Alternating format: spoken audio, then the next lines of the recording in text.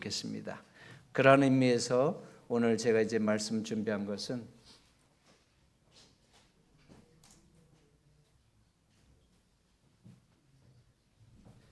여러분 존 H. 페인이 즐거운 나의 집, 홈, 스위트 홈, 이 노래는 우리 모두가 다 좋아하는 노래인데 한번 우리 가사 한번 다 함께 읽어볼까요? 즐거운 곳에서는 시작.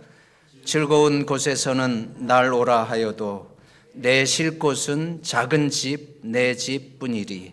내 나라 내 기쁨 길이 쉴 곳도 꽃 피고 새 우는 집, 내 집뿐이리. 오 사랑 나의 집, 즐거운 나의 벗, 내 집뿐이리. 미국의 그 배우 겸 극작가인 존 H. 페인이 지은 스위트 홈, 이 노래는 우리 모든 인류가 사랑하는 애창곡입니다. 오늘 이 노래 한번 같이 좀 불러볼까요? 즐거운 시작. 즐거운 곳에서는 날 오라 하여도 내 쉴 곳은 작은 집 내 집뿐이리. 내 나라 내 기쁨 길이 쉴 곳도 꽃 피고 새 우는 집 내 집뿐이리. 오 사랑 나의 집, 즐거운 나의 벗, 내 집뿐이리. 여러분, 이 노래를 모든 사람들이 좋아하는 이유는 뭡니까? 미국의 배우 겸 극작가인 존 H. 페인이 지은 이 노래를 우리 한국에서도 저 아프리카에서도 전 세계에 있는 모든 사람들이 그렇게 좋아하는 이유는 뭡니까? 바로 우리의 마음속에는 내 가정에 대한 꿈이 있고 희망이 있기 때문에 그래요. 내 가정은 누구보다도 행복한 곳, 누구보다도 즐거운 곳, 화목한 곳, 안식하고 싶은 그러한 가정이 되기를 꿈꾸기 때문에 이 노래를 우리 모두가 다 좋아하는 것입니다. 그러면 나의 가정이 정말 행복한 곳, 또 스위트 홈, 달콤한 가정이 되기 위해서 중요한 것은 무엇일까요? 많은 요소들이 있지만 제가 볼 때에 부부 관계가 제일 중요한 것 같아요. 나와 아내와 내가 어떠한 상태로 사느냐에 따라서 우위로 부모님도 행복하고 또 밑으로 자녀들도 행복할 수도 있고 또 그 반대로 나와 아내가 맨날 싸우고 맨날 그냥 반복하고 이 웬수야 그냥 죽지 못해서 사는 그런 관계라고 하면 그 모습을 보는 위에 양가의 어르신들도 마음이 늘 불편할 거고 또 그 싸우는 모습을 보는 자녀들도 어때요? 불행한 거예요. 집이 별로 좋은 곳이 안 되는 거예요. 집에 있고 싶지가 않은 거예요. 그래서 여러분, 우리가 가정의 행복을 위해서 가장 중요한 것은 지금 현재 가정의 중심축인 부부 간의 행복이 전체 구성원들의 행복과 직결될 수 있는 부분입니다. 오늘 그러한 부분 속에서 부부 간의 행복에 대해서 제가 좀 말씀을 좀 함께 나누려고 하는데, 여러분, 부부는 뭡니까? 부부는 뭐예요? 그냥 우리 사전에 보니까 결혼한 한 쌍의 남녀다. 남자와 여자가 만나서 부부가 되는데, 여러분, 이 부부가 되는 가장 중요한 그 열쇠는 뭐예요? 서로 간에 사랑입니다. 사랑으로 이제는 하나가 되어서 부부가 됐는데, 이 부부가 될 때에 서로 뭘 해요? 약속을 해요. 결혼 서약을 합니다. 그래서 결혼 서약하면서 신랑 아무개는 신부 아무개만을 사랑하겠습니까? 그 다음에 신부는 신랑 아무개만을 사랑하겠습니다. 근데 그것으로 끝나는 것이 아니라 우리 신부 이수연은 신랑 홍창기가 부요할 때나 또 건강하지 못할 때나 병들었을 때에도 사랑하겠습니까? 뭐라고 그랬어요? 네 했죠. 또 역시 신랑 홍창기도 신부 이수연을 이쁠 때나 이쁘지 않을 때나 또 부요할 때나 병들었을 때나 또 머리가 흰머리가 되도록 검은 머리 팥뿌리가 되도록 죽음이 서로를 갈라놓기 전까지 아무개만을 사랑하겠습니까? 이게 바로 사랑이라고 하는 매개체로 부부가 된 사람들에게 사랑하기 때문에 서로가 어떠한 의무와 책임들을 행할 때에 서로 계속 사랑이 유지되고 행복한 부부가 될지에 대해서 말씀해 주시고 있는 것입니다. 오늘 이 부분을 보면서 특별히 성경에서 부부를 어떻게 정의하는가? 성경에서 정의하는 부부는 서로를 돕는 배필이라고 표현하고 있습니다. 서로를 돕는 배필이라고 하는 말을 이렇게 표현하고 있는데, 돕는 배필을 A helper suitable for him. 그러니까 한 사람이 아내를 또 아내가 남편을 돕는 헬퍼가 바로 부부관계라고 말씀하고 있어요. 여러분, 우리가 헬퍼는 여기서 보면 어떤 사람은 그래요. 목사님, 지금 여기 그 돕는 배필을 아담을 위해서 하나님께서 하와를 줬기 때문에 아담이 하와의 도움을 받는, 그러니까 하와가 아담을 위한 헬퍼가 아닙니까? 어떻게 맞아요, 안 맞아요? 그러니까 남자는 군림하고 여자가 남편을 돕는 헬퍼가 돼야 되는 거 아닙니까? 이렇게 말할 수가 있어요.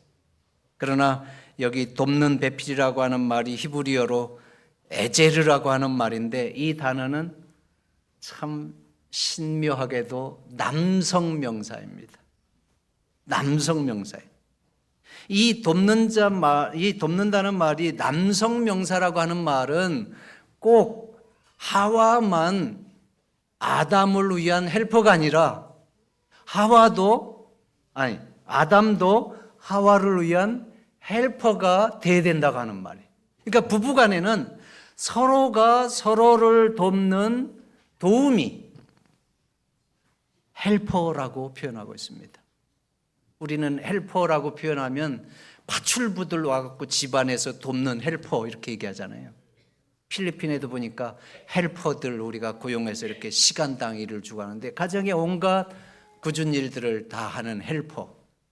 근데 보니까 아내는 남편을 돕는 헬퍼가 되도록 하나님께서 만들어 주셨고, 또 남편도 아내를 돕는 헬퍼가 되도록 만들어 주셨어요.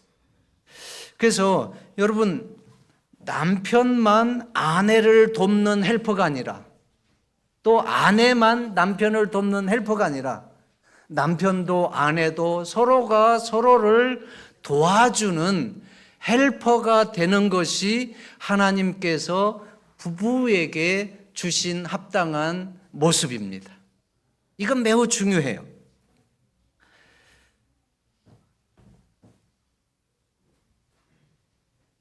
여러분, 서로가 상대방을 위해서 존재할 때에 하나님께서 기대하시는 부부의 자리에 서게 된다는 것입니다. 서로가 서로를 돕는 헬퍼가 되는 것이 하나님께서 부부로서 존재하게 되는 부부의 자리예요. 그러니까 일방적으로 남편만 아내를 돕는 헬퍼가 아니에요. 또 일방적으로 아내만 남편을 돕는 헬퍼가 아니에요. 남편도 아내를 도와야 되고 아내도 남편을 돕는 그러한 헬퍼가 되도록 하셨는데, 여러분 이 부분 속에서 특별히 이 부분을 좀 살펴볼 수가 있어요. 헬퍼인데 서로 간에 어떠한 헬퍼예요? 이 슈터블이라고 하는 말은 적절하게, 적합하게, 알맞게 이란 말이에요. 그러니까 남편이 아내를 도울 때에 자기 마음대로 돕는 것이 아니라 아내의 부족한 부분, 아내가 필요한 부분들을 도와주는 헬퍼가 되기를 원하고 있어요. 그러면 남편이 아내를 도와줄 때에 어떻게 도와줘야 돼요? 서로 대화를 통해서, 여보, 자기는 내가 어떻게 해주면 좋겠어? 그러한 대화를 통해서 아내가 원하는 부분을 돕는 헬퍼가 될 수도 있고, 또 센스가 있다고 하면 아내가 말하지 않은 부분까지도 챙겨서 도와주는 그러한 헬퍼가 되기를 바라시는 겁니다. 그러면 아내는 남편의 도움만 받고 일방적으로 그냥 공주처럼 그렇게 지내라고 그랬어요? 아닙니다. 아내 역시 남편의 부족한 부분에 대해서, 여보, 내가 자기에게 어떻게 해주면 자긴 좋겠어, 이렇게 얘기하면서 도와주는 헬퍼가 되기를 바라십니다. 그래서 서로가 서로를 돕는 위치에 있을 때에 부부의 올바른 그 자리라고 하는 것을 말씀하고 있고, 그런 면에서 남편은 아내를 위해서 존재하고 아내는 남편을 위해서 존재하는 것이 바로 하나님께서 우리에게 허락하시는 부부로서의 자리입니다. 그것이 서로 돕는 배필이고, 그것이 영어로는 a suitable helper입니다. 서로 아주 적절하게 필요한 부분들 도와주는, 그래서 서로 간에 서로를 돕는 배필로서 아름다운 부부 생활, 또 행복한 부부 생활을 이루기 위해서 가장 중요한 것을 성경을 통해서 살펴보면, 여러분, 건강한 자아입니다. 부부 관계 속에서 서로가 서로를 돕는 배필이 될 때에 가장 중요한 것은 뭐라고 그래요? 건강한 자아. 내 자신이 어떠하냐에 따라서 부부간의 관계가 행복할 수도 있고 불행할 수도 있고, 내가 병들어 있으면 힘든 거예요, 상대가. 내가 건강하면 상대도 건강할 때 서로가 윈이 돼요.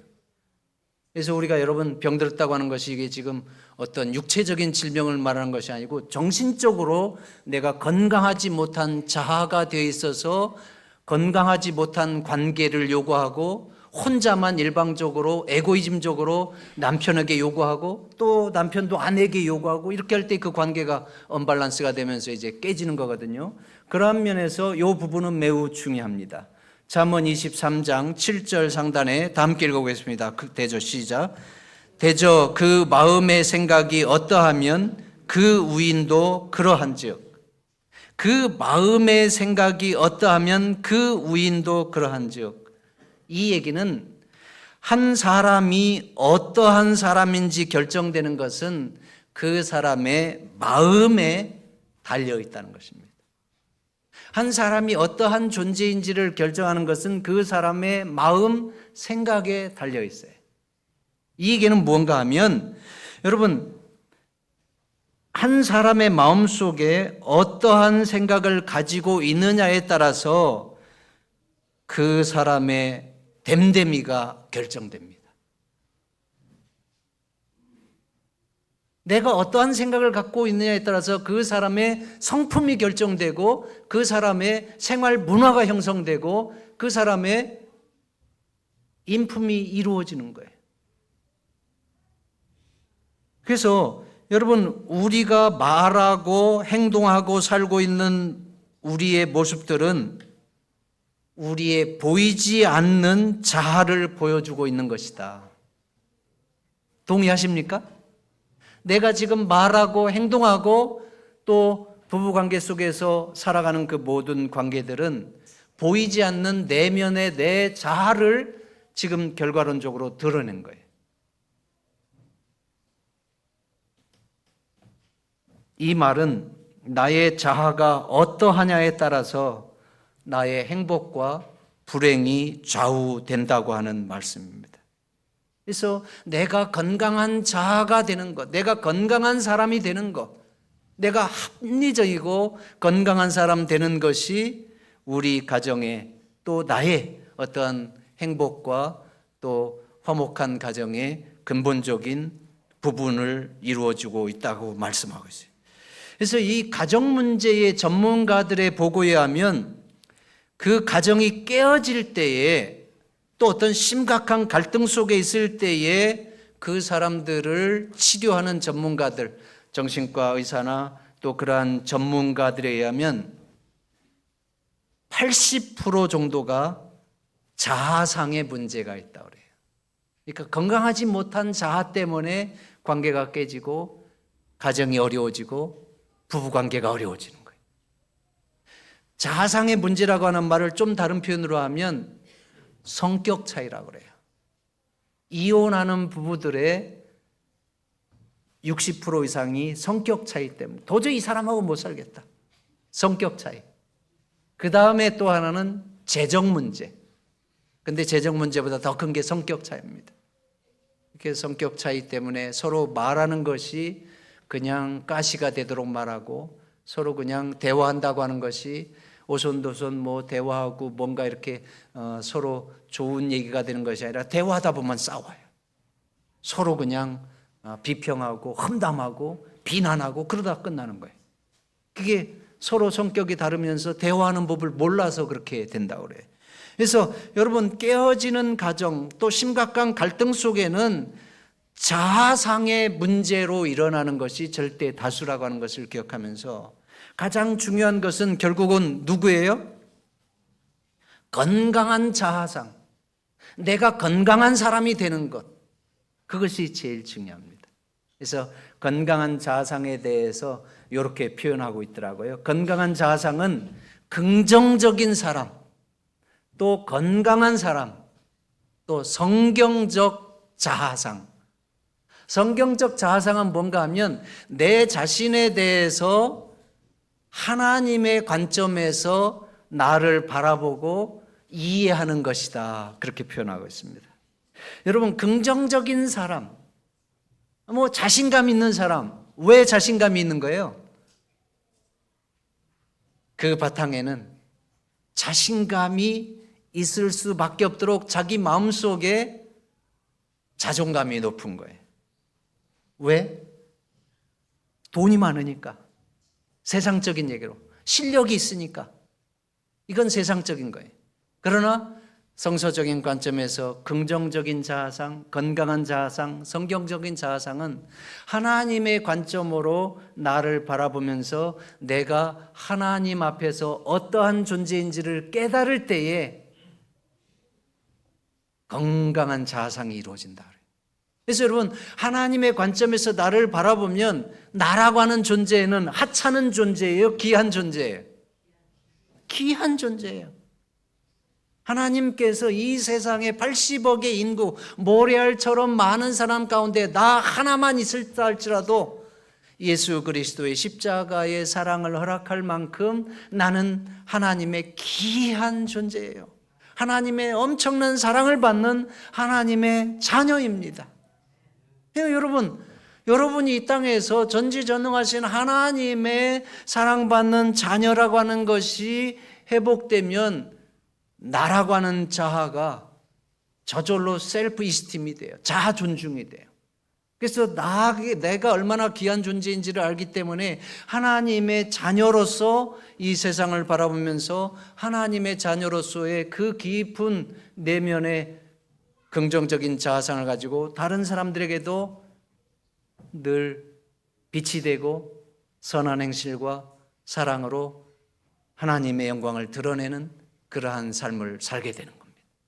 그래서 성경적인 자아상은 하나님의 관점에서 나를 바라보는 것이다. 그래서 하나님께서 나를 어떻게 여기시고 하나님께서 나를 어떻게 대하는지에 대해서 깨달을 때에 우리는 자기 자신을 높이는 셀프 이스팀, 자존감이 형성이 돼요. 내가 돈이 많아서, 내가 키가 커서, 내가 쟤보다 공부가 잘해서 그런 상대적인 자존감이 아니라 근본적으로 하나님의 자녀로서의 자존감이 회복될 때에 우리는 이 세상의 모든 것들을 하나님의 은혜로 바라볼 수 있는 그러한 은혜의 시각, 또 사랑의 시각, 그러면서 자기 자신이 해야 할 의무들과 책임들에 대해서도 마땅히 행할 수 있는 그러한 힘을 얻게 되는 것입니다. 그러면 여러분, 성경적인 자아상을 회복하기 위해서 중요한 건 뭐예요? 성경적인 자아상을 회복하기 위해서 중요한 것은 이 세 가지로 이렇게 좀 얘기를 하는데, 하나님의 관점에서 자신의 가치를 발견할 수 있어야 된다. 또 하나님께서 나를 구속하셨다고 하는 확신을 가져야 된다. 재림을 전제로 한 자아 실현의 희망을 가져야 된다. 이러한 부분들이 있지만 제가 볼 때는 근본적으로 하나님 안에서 자기를 회복하고 찾기 위해서 가장 중요한 것은 개인적으로 하나님을 만나는 경험이 제일 중요합니다. 이게 다 결국은 하나님과의 관계가 회복되는 것을 얘기하고 있어요. 여러분, 베드로 한번 생각해 보시죠. 베드로가 어떠한 사람이었어요? 참 잘난 척하기 좋아하고, 또 나서기 좋아하고, 또 공치사 받기 좋아하고, 또 성격 급하고, 그냥 세상적으로 얘기하면 꼴불견인 사람이에요. 밥맛 없는 사람이에요. 왜냐하면 잘난 척하기 좋아하고 자기 혼자 막 다 그냥 남의 공까지 가로채면서 이 사람들 다 버릴지라도 주님, 저는 절대로 그럴 리 없습니다. 내가 죽을지언정 주님을 배반하지 않겠습니다. 이렇게 잘난 척하는 사람이에요. 근데 실제적으로 그가 위험에 처해 보니까 어떠한 사람이었어요? 밖으로만 그렇게 잘난 척하고 뻐기는 담대한 사람처럼 얘기했지, 실제적으로는 내면이 매우 부실한 사람. 그러니까 예수님을 몇 번 부인하는 거예요? 3번씩이나 모른다고 부인하는 그러한 아주 연약한 사람이었어요. 그리고 닭이 울면서 본인의 모습을 깨닫고 얼마나 참 창피합니까? 그러니 그가 겟세마네 동산에 가서 뒹굴고 땅을 치고 가슴을 치면서 어떻게 해요? 회개하죠. 내가 이 정도밖에 못 되는 놈이구나.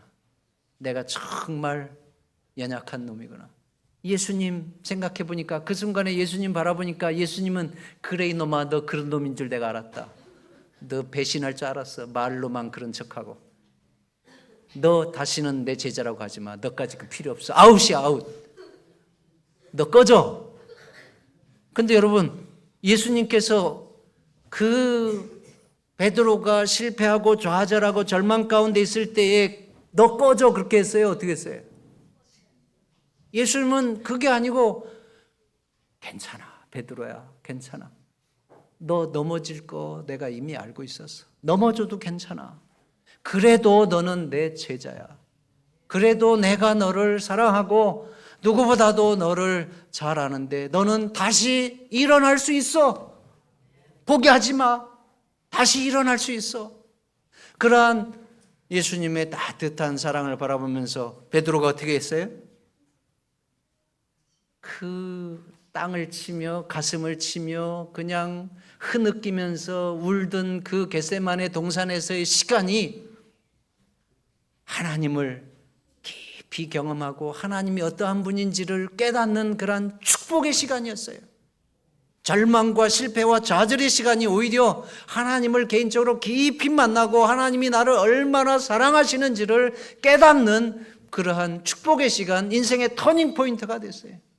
그래서 여러분, 그 일 이후에 예수님께서 하늘로 승천하시고 예수님께서 계시지 않는 데에 베드로가 어떻게 합니까? 이제는 진정으로 회심해가지고 누구 앞에 잘난 척하고 나서기 좋아하고 공치사 받기 위해서 하는 것이 아니라 정말 이 좋으신 예수님, 우리의 생명이시고 죽음과 사망을 극복하셔서 부활의 주님이신 구원의 주님을 증거하기 위해서 그가 많은 회중들 앞에서 예수님의 말씀을 전하는 복음 사업자가 되지 않습니까?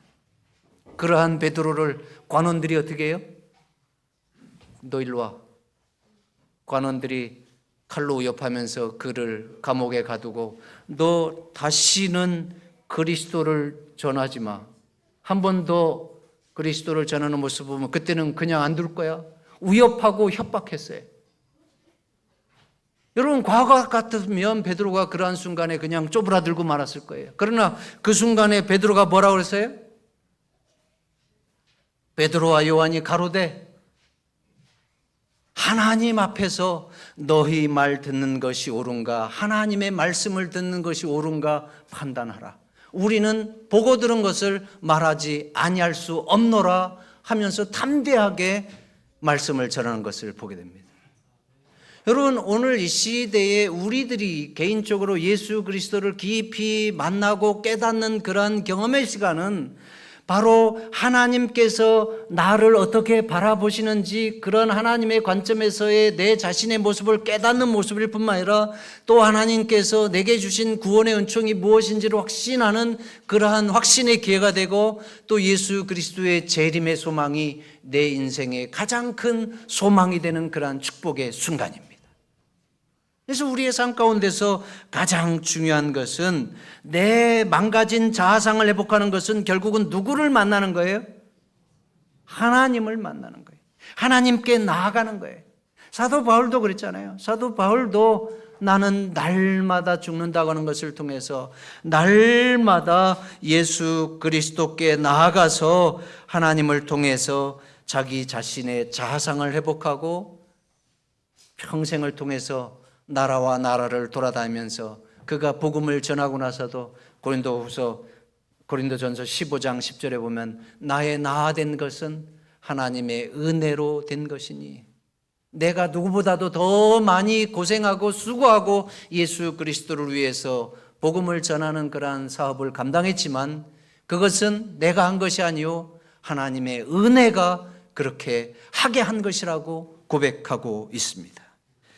그래서 여러분, 오늘 이 시대에 우리에게도 가장 중요한 것은 그리스도의 정신과 그리스도의 사랑을 닮은 정신으로 갖기 위해서 또 나의 어떤 이기적이고 나의 그 깨어지고 망가진 자아상을 회복하기 위해서 가장 중요한 것은 예수 그리스도의 십자가 앞에 나아가는 거예요.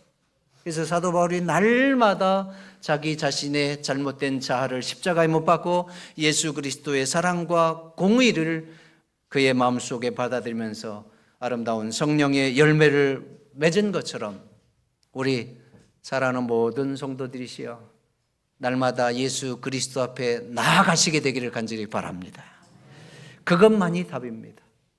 우리의 잘못된 자아상, 병든 자아상, 그러한 모든 것들을 그리스도의 십자가를 통해서 베드로가 변화된 것처럼 우리 모두가 변화되는 그러한 축복의 성도들 되기를 주의 이름으로 축원하겠습니다.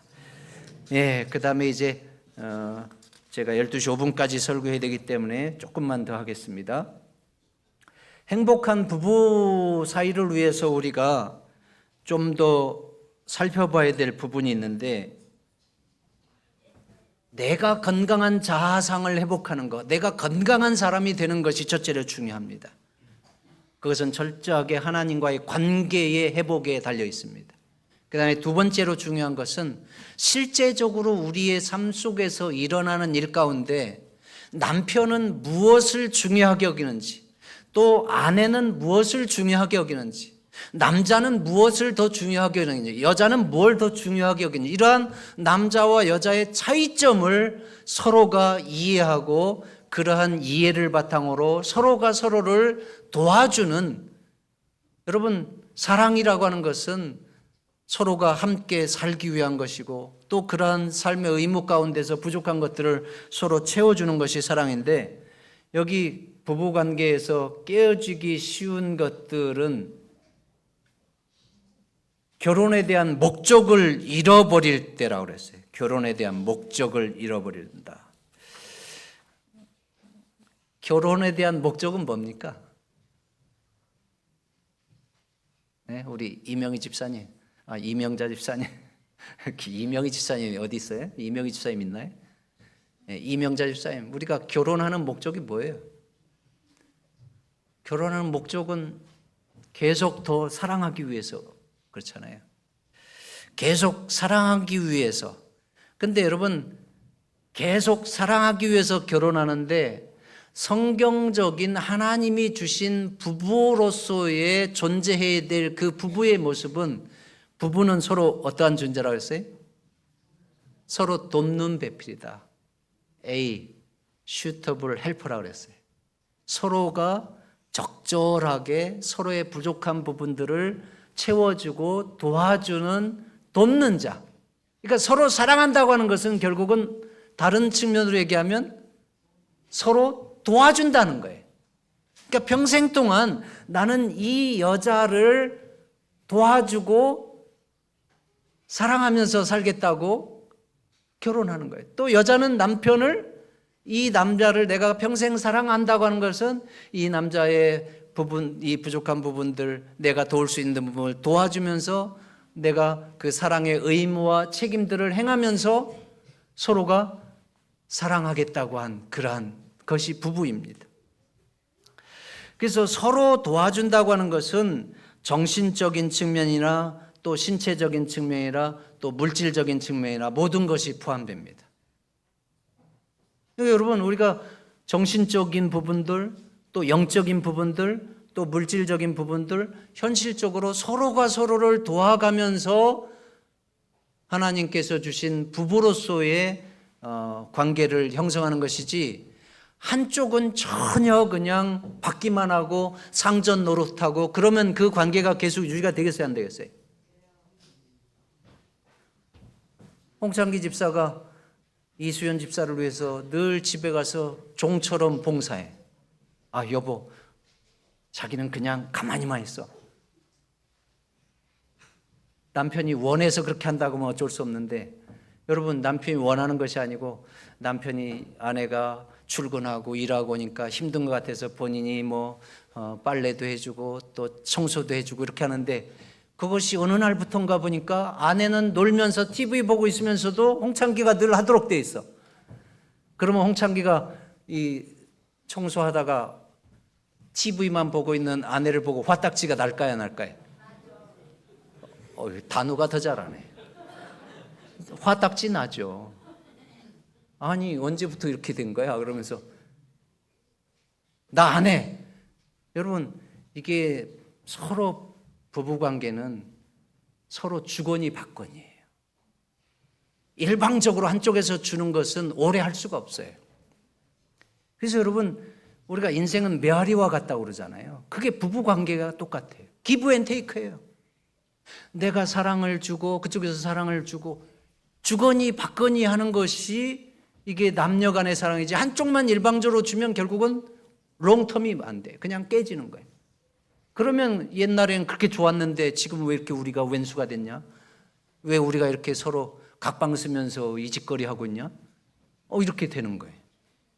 그래서 여러분, 우리가 부부 관계는 일방적으로 이렇게 기울어 있어서는 안 돼요. 서로가 서로를 도와주는, 돕는 사이, 서로가 서로를 합당하게 존경하고 서로 사랑하는 그러한 관계가 돼야 되는 거예요. 그러한 부분 속에서 여러분, 이 결혼에 대한 목적을 잃어버린다고 하는 이 부분, 과거에 우리가 결혼하기 전에는 이렇게 서로 설레이고 또 만나자고 하면 밤낮 가리지 않고 막 뛰어오고 그렇게 했는데, 지금은 서로 왜 이렇게 보기 싫은 사람이 됐냐? 이런다고 하면 여러분, 다시 한번 초심으로 돌아갈 수 있도록, 결혼의 목적은 계속 사랑하기 위한 것이고, 계속 사랑한다고 하는 것은 계속 서로를 필요한 부분들 도와주기 위한 것이다. 한쪽만 도와주는 것이 아니라 서로가 서로를 돕는, 도와주는 헬퍼가 되도록 하는 것이 하나님께서 부부의 자리에 주신 것이다. 그것을 기억하시고, 두 번째는 책임감을 잃어버릴 때, 이것은 남편이 해야 될 의무를 안 하고 또 아내가 해야 될 의무를 안 하고 서로가 한쪽만 하고 깨어질 때를 얘기합니다. 그래서 여러분, 한쪽이 일방적으로 희생하면서 부부관계를 지키는 경우는 너무 힘듭니다. 한동안은 이루어질 수 있어요. 참고 참으면서. 그러다 보니까 남편이 직장을 딱 은퇴하면 황혼 이혼 신청한대잖아요.